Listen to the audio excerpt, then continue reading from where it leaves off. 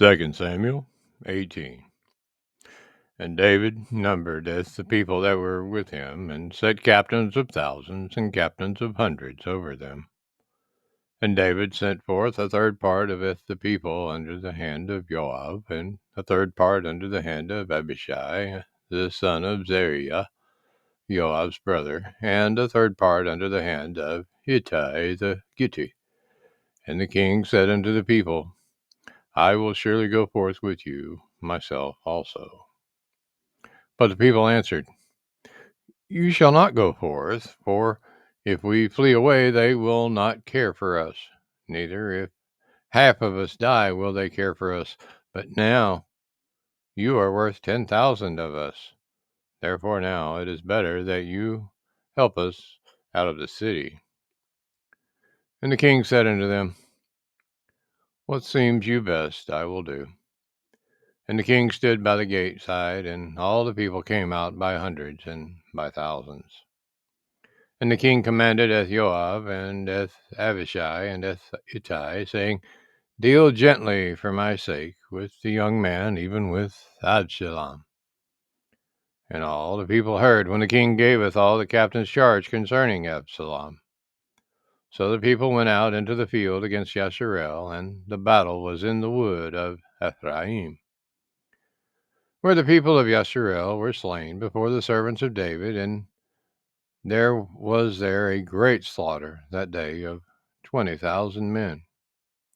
For the battle was there scattered over the face of all the country, and the wood devoured more people that day than the sword devoured.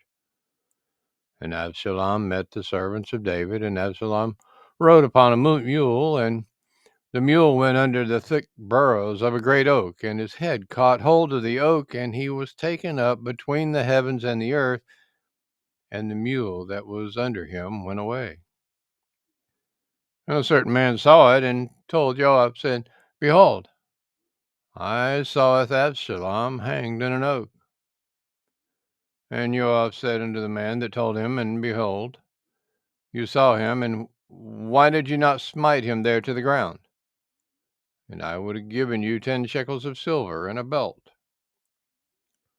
And the man said unto Joab, Though I should receive 1,000 shekels of silver in my hand, yet would I not put forth my hand against the king's son. For in our hearing the king charged you and Abishai and Ittai, saying, Beware that none touch the young man Absalom. Otherwise I should have wrought falsehood against my own life. For there is no matter hid from the king, and you yourself would have set yourself against me. Then said Joab, I may not tarry thus with you. And he took 3 spears in his hand, and thrust them through the heart of Absalom, while he was yet alive in the midst of the oak.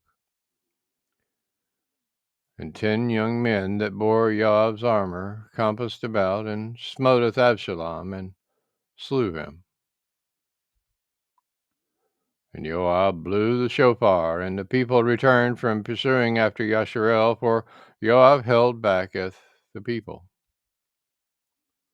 And they tooketh Absalom, and cast him into a great pit in the wood, and laid a very great heap of stones upon him, and all Yasharel fled, every one to his tent.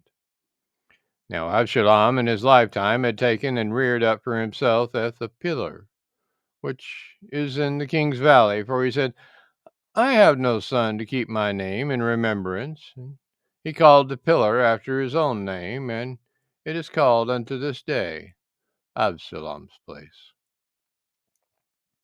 Then said Achimaaz, the son of Zadok, Let me now run and beareth the king tidings, how that YAHUAH has avenged him of his enemies. And Joab said unto him, You shall not bear tidings this day, but you shall bear tidings another day. But this day you shall bear no tidings, because the king's son is dead. Then said Joab to Cushi, Go tell the king what you have seen. And Cushi bowed himself unto Joab, and ran. Then said Achimaaz, the son of Zadok, yet again to Joab, But howsoever, let me, I pray you, also run after Cushi. And Joab said, Wherefore will you run, my son, seeing that you have no tidings ready? But howsoever, said he, let me run. And he said unto him, Run. Then Achimaach ran by the way of the circle of the Jordan, and overranneth Cushi. And David sat between the two gates, and the watchman went up to the roof over the gate unto the wall, and lifted up his eyes, and looked, and behold, a man running alone. And the watchman cried, and told the king, and the king said, If he be alone, there is tidings in his mouth. And he came apace, and drew near. And the watchman saw another man running, and the watchman called unto the porter, and said, Behold, another man running alone. And the king said, He also brings tidings. And the watchman said, Methinks that the running of the foremost is like the running of Achimaach, the son of Zadok. And the king said, He is a good man, and comes with good news. And Achimaach called, and said unto the king, All is well. And he fell down to the earth upon his face before the king, and said, Blessed be YAHUAH Eloheka, which has delivered up the men that lifted up their hand against my lord the king. And the king said, Is the young man Absalom safe? And Achimaach answered, When Joab senteth the king's servant, and me as your servant, I saw a great tumult, but I knew not what it was. And the king said unto him, Turn aside, and stand here. And he turned aside, and stood still.